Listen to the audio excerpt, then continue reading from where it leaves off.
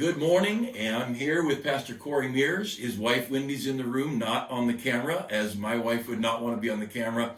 But I just want to say good morning to you, and of course, Monday night, this is being pre-recorded, so tonight Brother Mears is preaching.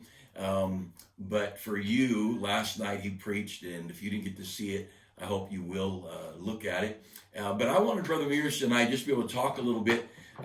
We met. My wife and I were on our way to Australia, to New Zealand. Mm-hmm. We were going to be 28 hours or something up when we met the pastor whom we never had met. And so we had a stop in Fiji. I said, why don't we stay 2 or 3 days? And so we moved our tickets early. And then I thought, now we got to have a church because I'm not going to not go to church. Mm-hmm. And I find this Kory Mears guy in Fiji, and he doesn't know who I am. And so we go to his church on Sunday, and wow, I fell in love with he and his family. And so I wanted you to have more than just a church service. So, Brother Mears, give us a real short end. I know it's a long story, and we got to watch the clock. But how you got to Fiji? Let's go back 20 years. Mm-hmm. What year was it you actually went there? Then we'll kick it back a year. 1995. Okay, so 95 you go to Fiji. Mm-hmm. We're going to go back a year or so. You were in Bible college. Mm-hmm. So why don't you give us the little bit of start how you got to Fiji? All right, I was in Bible college very briefly. I lasted a whole semester. That's what all of our kids would like to do. Yes, I'm sure. I've been in college a semester. Can I leave? Yes. And, I really had no ambition, desire, feeling at all about missions. And my dorm dad was a Fijian, and they were preparing a mission trip to Fiji that summer. And I was very close to him. He used to wake me up at 5 o'clock in the morning and take me up to a mountain behind the auditorium where the college was and force me to memorize scripture and pray before I went to early classes and then worked at McDonald's and all that. And he just said, the more you bleed in boot camp, the less you bleed in the battle. And so he wanted me to go to Fiji, and I prayed about it, and the Lord opened some doors. And my real motive and reason for going to Fiji was I knew very little about missions. I'd met very few missionaries in my life. I knew I wasn't going to be a missionary. And a little parentheses, how long had you been saved at this point? 95, I say 90. So I got saved in 92, 3, 4, 2.5 years. Okay, so 2.5 years you're in Bible college. Yeah. Okay, now you're considering this. Go ahead. Yes. So my thought was I could go on this mission trip. I could see what a foreign country looks like. I could see what missionaries live like. I could see what kind of food they eat. I could see the conditions, and I could feel really sorry for them. So I would be motivated to have a church in America that would send a lot of money to missionaries. So I put a couple things before the Lord, and God provided them. And so June of 1995, I flew with a team of 6. All were students at Pacific Coast Baptist Bible College, and we went to Fiji for a month. It was a month-long mission trip. That's a long trip for your first time to a third world country. If you've never traveled to a third world country, that's a long time. Yeah, it is. It's a very long time. By the end of the month, God had done, I won't go into the whole story, but God had shown me that he was actually calling me to be a missionary to Fiji. So I thought, wow, change of direction for me. I'll get back to America. I'll change my major. I'll spend the next 3.5 years training to be a missionary, probably do an internship, deputation, all that kind of stuff, and make it back to Fiji in about 10 years. But at the end of that month, I had my school bill paid. There had been a number of people saved, and that pastor was kind of all alone, a Fijian pastor. And I thought, why don't I just spend another month here and work with him and stay on the mission field? So my pastor agreed to that, so he stayed for an extra month. And it was during that second month that the Fijian pastor that I was working under, he came to me one night and he said, brother, we don't think you're supposed to go back to America. We think you should stay here in Fiji. Mind you, I'm 19 at the time. I'd just been saved, was coming up on my 3rd year of salvation, a whopping semester of Bible college under my wings. And they said, we want you to pray about staying in Fiji, and I'll finish training you here, and you'll work with me. And I laughed and I said, that is the dumbest thing that I have ever heard in my life. No, absolutely not. And so he said, would you pray about it? Well, you can't say no when someone says, will you pray about it? But it was sort of like it would be, okay, Lord, maybe I'll pray about it so you can give an official no dummy, go back and Right. finish everything up. But the answer was anything but that from the Lord, and God spoke to me in some very clear verses, but I didn't know if that was God speaking or not. But it felt like God was speaking in Scripture, and I remember hearing a sermon about this guy in the Old Testament that put this fleece out and it got wet or dew. Like, I didn't even know the stories of the Bible that well. So I thought, I'm going to put a fleece out before the Lord. Lord, I don't know if I'm allowed to, but just to make sure that was you speaking and not me making it up. So I put this fleece out before the Lord. I said, Lord, he wants me to work with his youth here in Fiji and run a youth camp. I don't know the first thing about it. So if that was you speaking, I want you to get me invited this summer to preach at a youth camp in America. So if you know anything about Baptist youth camps, typically you don't invite first semester Bible college teenagers who've never preached anywhere. Right. Like, I've never preached anywhere. I mean, in my junior church at my home church, but I've never gone to a pulpit anywhere in America and preached. So I don't know why. So I just said, okay. There's your fleece. There was my fleece, and I went to bed. About 2:30 in the morning, I was at the national pastor's house and got a knock on the door, and he said, hey, brother, there's one lady calling you from America. This is back before cell phones and all that, when it's like $3 a minute, and you almost can never connect international lines back then. And this lady said, are you Kory Mears? And I said, yes, I am. And she said, well, this might sound very strange to you, but my husband is the youth pastor at Bible Baptist Church in Puyallup, Washington, and we had an evangelist scheduled to speak at our youth camp coming up here in a couple weeks, and he just suddenly dropped out. And someone gave us your name and said you'd make an excellent youth camp speaker, and we want to know if you're free to come preach our youth camp. And I'm literally sitting on the phone going, what's happening? Is this a dream? It's the middle of the night. And I said, ma'am, when's the camp? And it was the week after my tickets were to fly back. And here I was as a 19-year-old kid who'd never preached anywhere, now as a guest speaker at a youth camp. Like, they had no idea what they were getting, I'll just tell you that. But that began the process of me knowing from God. Right. Although it was an unusual path, it's not the path everyone's supposed to take, but it was beginning of God making a clear leading that I was to go to Fiji. That is great. And for you that have young people, pray for your young people. Pray for God to work. Even in our church, if you didn't get to hear Brother Mears last night, or whatever your schedule is, come Tuesday night, come the rest of the week. We want God to work. That is the biggest thing. We were talking with some of the staff guys today. We had, this is Monday, we're recording this. Monday, we probably had, 50 people at Soul Winning. And we were talking about when we started the church and how much we want our teachers well trained, and we want our teachers well prepared and all this stuff. And when we started the church, nobody was prepared. Not the pastor. Not the pastor. I was 24. My wife was 22. We'd never done this before. But if we have God, everything's all right. Yeah. And the greatest mistake we're making in churches is we've got all this order, but I don't think we have God. And one of the things I think Brother Mears and our hearts were knit over this thing is we need God. Right. And we want God in our home. We want God in our families. And I love what I saw in Fiji and his testimony. And maybe he'll share some of it in church, maybe not, whatever the Lord leads. But so then 20 years. 20 years in Fiji, or about that? 23 years in Fiji. And I know there's no way to go through all that, but he didn't push his way into this. One of the things I wanted to point out, you were drawn. He was literally put into this place. And I think it's such a, I tell our young people, God needs to birth this thing. You know, if God's going to make it happen, he's going to make it happen. Not that we shouldn't care, we should be available, but so with that in mind, could you give us a highlight or two of things God birthed? I know the church in Suva through the university was totally different than the church in, and I never can say the other town. Nassori. Yeah. Those were totally different ministries. Totally different. And yet God obviously, give us a little bit of how God birthed some things, or maybe some ministry. Sure. And just to follow up on something that you said, God works in principles that never change, but God's way that he works in each individual is unique. And I think one of the big problems we have is that we sometimes try to cookie cutter for everybody. This is the way that God has to do it. And we sometimes are forcing, as you mentioned, certain things that aren't really God.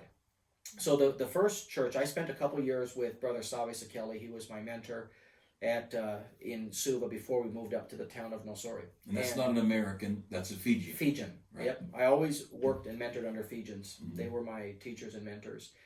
And literally even, I didn't think I was ready to plant a church. I was still planning on working under him for a number of years. But literally a family moved up into that town. There was no gospel preaching church of any kind, and they called back and said, we need it. And they specifically said, would I pray about coming up and starting a church using their living room? So again, it wasn't me saying, here's what I think a good idea, or here's what I'm ready for. It was again the direction of the Lord. And I had no idea, zero what to do. And just to interrupt, are you still single? I'm still single at this time. At some point, a wife comes in, but that we may not have time to get to that story. I love that story, but back to the living room church. So all I knew how to do was to go out and knock on doors, pass out tracts, and invite people. And I was so excited because almost every home I went to said they were going to come on that first Sunday. And I mean, I prepped for this is the greatest thing that we've ever seen. And we get to the first Sunday and one person shows up. Same thing on the second week. I did all that hard work. I went out, I worked, I visited, I knocked on doors, I tried to invite, and one person came. Same person or different? Different person. Oh, that's good. Didn't even get the first person back though. And when it came to the third week, I just said, God, I don't know. And something that God had been telling me, and I knew it in my mind, is that I will build my church. You're not going to build anything. Yeah. You're going to co-labor with me. Right. But the whole first ministry, 17 years is how long we stayed in Nosori. We planted out of Nosori. We planted a number of churches. We had a Christian school, a Bible institute. But I say that whole first 17 years was more about God teaching me who He was. And the third week came up, and I said, I'm going to go up to that living room, and I'm just going to pray, and I'm just going to ask God to do something there. Because obviously my great 2 weeks of letdowns wasn't doing much. And there was an old lady in that house. She was sweeping the house. And I came in and she said, who are you? And I said, my name's Kory, and I'm starting a church here. And she just got all excited. And the man that we're starting the church was her son. And he had been a reprobate for most of his life. And she couldn't believe that there was a church starting in his house. And she said to me, can I come?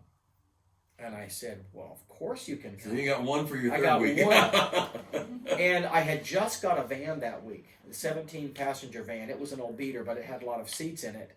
And I said, God, I'd like to use it to bring somebody. And then she took my phone number and she called me and she said, if I wanted someone else she goes, I don't have any way to come. Could you come pick me up? And I said, absolutely. So that next morning, I actually drove down to pick her up, and she had 8 people with her.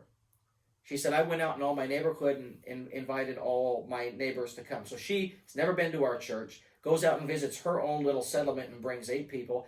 And we get to the church, and she says, I've got another family waiting in another 15 minutes that way. So we had this whole crowd of people on the third Sunday from who this lady that was sweeping the house invited in. So in the first church, God started a church, and then God led us to start a school, which is something I said I would never do. I was totally against it. One, because I only have a semester of Bible college. I'm barely qualified to be a pastor, let alone a school administrator of kinds. But I said, Lord, if you want me to start a school, you'll have to bring somebody here to Fiji to help me do it. And in September of 2001, my father-in-law and mother-in-law were visiting in Fiji, and my father-in-law, who pastored in Ogden, Utah, actually drowned in a swimming accident and was killed. And less than a year later, my mother-in-law, who'd been widowed, moved to Fiji to work with us on the mission field. And God said, I brought the person to help you start the school. Not really the cost I think we were all thinking would be involved with it. But God led us to start a school. And then through some unusual circumstances, God led us to receive students from 3 different foreign countries around the Pacific who would send their students into our school for high school. They would board with us 10 months out of the year. We effectively became their parents. And a lot of these kids got saved in the school and then ended up going back to their home countries of Nauru and Tuvalu. And we were able to help facilitate getting missionaries into both of those countries where churches got established. So who would come up with a plan? Nobody plans that. I'm going to start a school, then it's going to be a boarding school, and we're going to get foreign students to come, and then we're going to send those students back, and churches are going to get started. Right.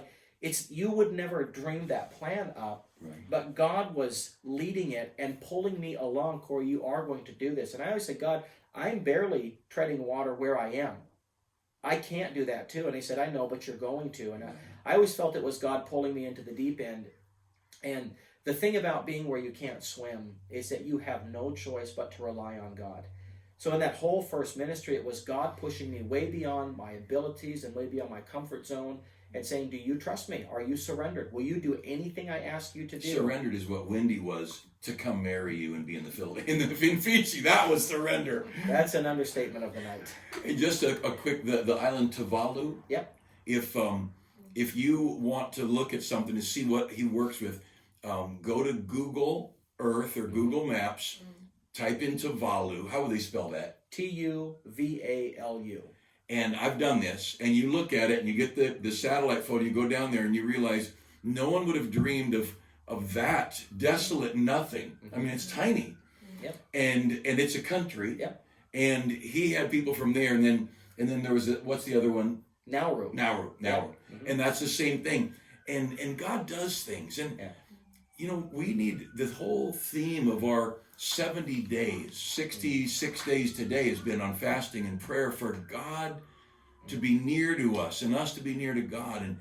And what my wife and I watched, and then after we were there corresponding, and then you were with us for a week or 2 weeks. How long? Yeah. We actually stayed in your trailer out there for a few weeks. I was trying to remember, so several weeks. Yeah. Our time together, I don't know if I've ever had a family I felt more like-minded with, but because it was all God. And, you know, it's like kids, I don't think every kid should go to Bible college. I don't think every kid should marry early or marry late. Or I teach a junior, senior seminar, and it's just about life. Everything from credit cards to politics to college and dating. And the one thing we know is what you said, we're not all the same. Right. And so we've got a guy who's been on the mission field. So you started getting people from other islands boarding school. How long before the boarding school? We started the school, and I think we were only about 3 years in. And all it was, there was one of the men who got saved in one of our street preaching meetings in Suva. We were working with another missionary. He got saved. He worked for the police department in Nauru. He ended up 18 months after he got saved going back to his home country and had to start preaching because there was nothing there. He established a church, which is still going tremendously to this day. And his daughter got a scholarship to come back to Fiji to go to a boarding school. And he said, if you go to Fiji, you have to go to Nosori. You have to go with Brother Kory in the ministry there. So all we did was put a bunk bed in a building, and we were now a boarding school. You know? And the story of Mrs. Mears' mom, and when I met her, this is the most beautiful, together, I would say a petite, lovely lady. And to think she's running a boarding school with native, I mean, these are Fijians. And you know, if you want a girls' volleyball team, you want Fijians. These girls are so tall. And the whole thing is a miracle. So the school, the church in Nosori, and if you and I think you ought to look at a map. If you're interested, I'll look at a map of Fiji. Suva's far west. Have I got my directions right? No, east. Nandi is in the east, Suva's in the west. So the really only two cities on both points of Fiji. And my wife and I were able to drive through both of those. And then Nosori was a little bit off of Suva. Yeah, that's right. How far from Suva? Half-hour drive? Hour, yeah. And so give us a rundown. Quite a few years in Nosori. How did the ministry, that's more of a, and where they were in Nosori is not city. No. Not city at all, but Suva is. Suva is. How big is city, people-wise? The greater Suva area has a couple 100,000 people in it. I wouldn't have guessed, but I knew it was a good-sized city. Yeah. So how did that start? So God was clearly bringing our time in Nosori to an end, and through a series of things, we knew that it was time to transition. We had a wonderful national pastor who's still pastoring that church now. And my goal was, we were exhausted. Like the ministry at Nosori was exhausting in every possible way. So I told my wife, we're going to go down to the city. We're not going to have a school. We're not going to have any of that type of stuff. Right? We're just going to go start a church. We'll start it in our home. And we had started the year before. I'd been doing Bible studies in the capital city. I'd go down on the university campus. I was in the Foreign Affairs Department. I was in the Director of Public Prosecution's office doing these little lunchtime Bible studies, trying to kind of sow seeds and get stuff ready for our church plant when we would eventually go down there. So it was supposed to be this nice, calm little thing. And I told my wife, I said, why don't we do, because I had been given this open door to actually start the church on the campus of the university, because that's where I wanted to be, where the university students were. And churches weren't allowed to be there. I applied through the chaplain's office to have a church service there, and they said, no, you have to have like 100 members of your church, already students on campus. We didn't qualify.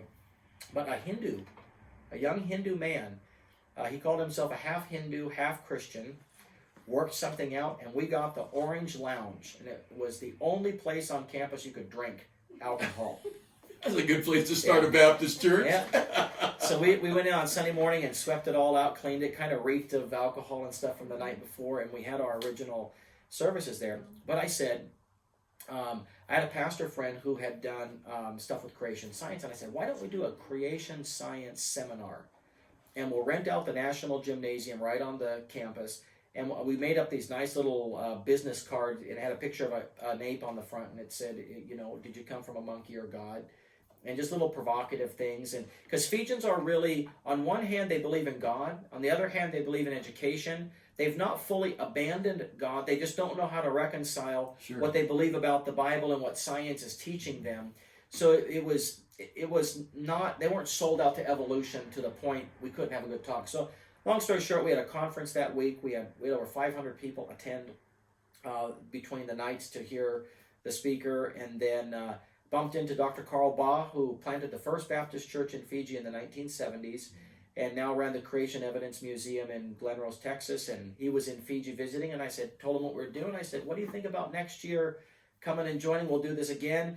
And before you knew it, this little idea had blossomed, and we were now working with the Ministry of Education in Fiji, with their consent, to bring our teams of creation scientists into all 178 high schools in Fiji. And if you can imagine going into school and there's 300 or 400 or 500 high school students sitting down, and you get 1 hour with them.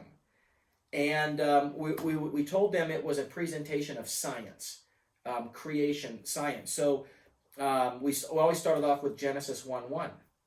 And I actually had a Hindu priest running a Hindu school upset that we put a Bible verse up there. And I said, that's a science verse. And he said, what do you mean? I said, well, in the beginning, that's time. God created the heavens, that's space, and the earth, that's matter. Time, space, and matter are the only three things that you can study in science. And then he said, that's very true. And then we moved right along. And he learned that in seminary. You start wondering, where do these things come from? Like Solomon. How did Solomon get all these proverbs and all this? Yeah. He didn't go to, I heard a preacher say one time, I'd have been better off with an MBA from Harvard than my Bible college degree. And I thought, no, you'd be better off getting near to God. Yeah. Because that's what we need. So anyway, back to your... So God did so many strange things. We had this book, and I needed to get the approval of the Ministry of Education to be able to go into schools in Fiji. And I'm like, this is never going to happen. But we heard that the Deputy Secretary of Education for Fiji was a Christian. So I thought, if I could just get a meeting with this person, I might do it. So we had our team scheduled to go meet. And on the day we went, they said, the Deputy Secretary is not available. You're going to have to meet with one of his subordinates, and his name is Mr. Ali. Well, if you know anything about the name Ali, that's a Muslim name. And I'm telling you, there's no way on earth, if we present this to a Muslim, that we're going to get through. So we're standing out there ready for our meeting going, we have to present to a Muslim. This is never going to happen. And as we're a little bit dejected, one of the guys says, I think we should pray. And I said, I think that's a good idea. So we pray. We get in there, and this guy, Mr. Ali, comes in, and his team, this is the curriculum development department, all the bigwigs of the high school departments. And he, as he walks by, he says, nice to see you, Pastor Mears. He calls me by name. I'm like, but how does he know who I am? So we sit down there, we make a presentation about the book, why we want to do it. the curriculum development department lady picks it up, reads it, thinks it's beautiful, and then this guy, Mr. Ali, says, I just want you to know that I'm going to do everything in my power to make sure you get into every high school in Fiji and that this book goes to every student. And I'm still beside myself going, what? This makes no sense at all. So everybody's leaving the room. I'm the last one to leave, and this guy, Mr. Ali, comes up to me and he says, Pastor Mears, you don't remember me, do you? And I said, I don't think I've ever met you. He said, well, back in 1997, you came into the settlement that I lived in. And this settlement, when we started Nosori Baptist, I went into this settlement because it was the worst place to go. It was like the crime and drug haven of Fiji. And he said, I watched you. I was a young boy, a teenager. I lived there, and I went to Bethel Baptist Church, which was a Korean-run little Baptist church. I'm a Christian.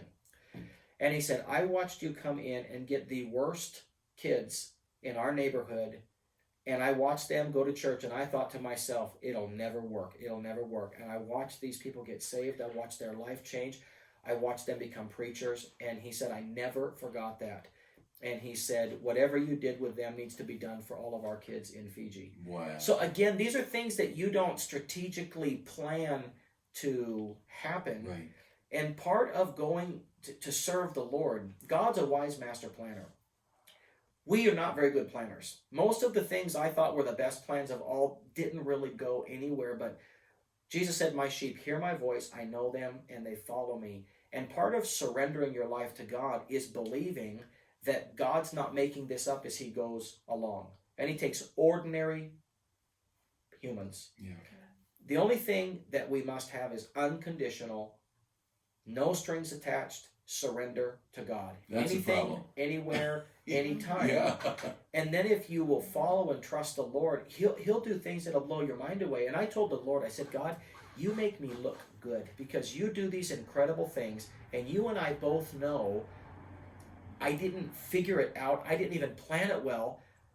It's just miracle after miracle after miracle, and that's the heritage of believers. We get to follow a God who is a miracle worker, and when you learn that it's not about you, it's about him, you actually relax a little bit. You don't feel so much pressure to make things happen. The pressure is, am I hearing from God and am I following him? That's the best stuff. I tell you, if you could hear, there's some trials. He didn't talk about trials. There were trials along the way. Mrs. Mears' dad passing away was one of them. Her mother and two brothers, right? I'm looking past the camera at her. Yeah. Two brothers moved to Fiji. Yeah. And you know, those were dark days. There's no way around it. And that we would, you know, Jesus said, if you fall on me, you'll be broken. If you don't, I'll fall on you and you'll be crushed. So way better to fall before him and broken. Yeah. And, you know, the great things. And we communicated. I read letters, and there's camps he ran. Like our camps, so they have demon-possessed people. And it's not quite Big Bear where we go when a bad kid is one who cusses because he misses a shot or whatever. But I hope you understand how important it is that we get near to God. And I may get another chance to get Brother Mears for another window of time here, if maybe while they're back home, because they're only here for, I promised them Tuesday day to go goof off together. But I wanted them here because I want you to know this is a family I love. And the kids are amazing kids, and I've prayed for them. Just kind of in closing, because we probably had to stop, but so you went single. How long were you there before you and Mrs. Mears got married? 3 years.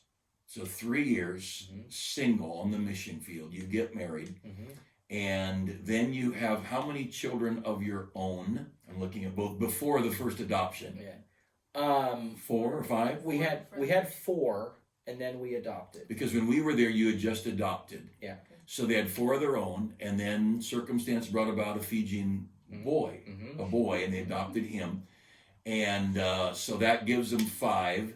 And then you had how many more before another adoption? It was a Fijian girl that we adopted first, and then we had. It was a boy that was first. So it was a girl. It was a girl, yeah.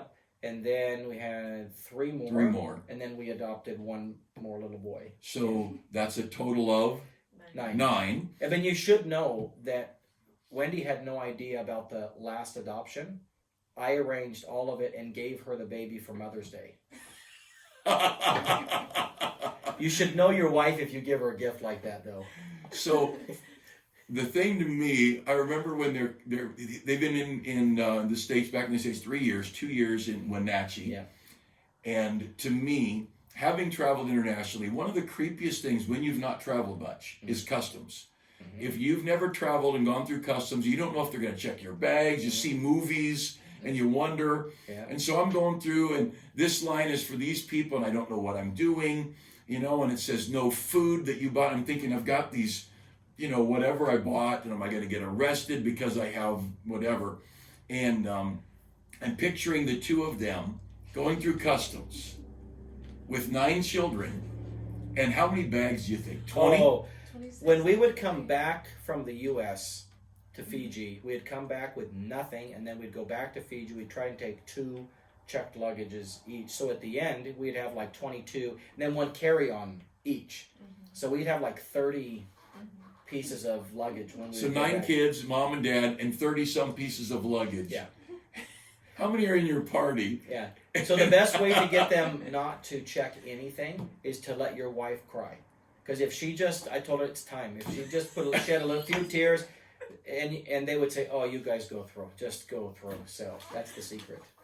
Mom and dad with 7 of their own, 2 adopted kids, don't look like terrorists to me. No. Crazy, perhaps, Yeah. but not terrorists. Boy, thanks for joining us this morning. Hope you have a great day. Hope you can come to church tonight and be a part of the service. Pray for soul winning this morning, 10 o'clock, a preaching night at 7. And the rest of the week the same. It'll be great. Thank you so much, and thank you, Brother Ms. Mears. Thank you.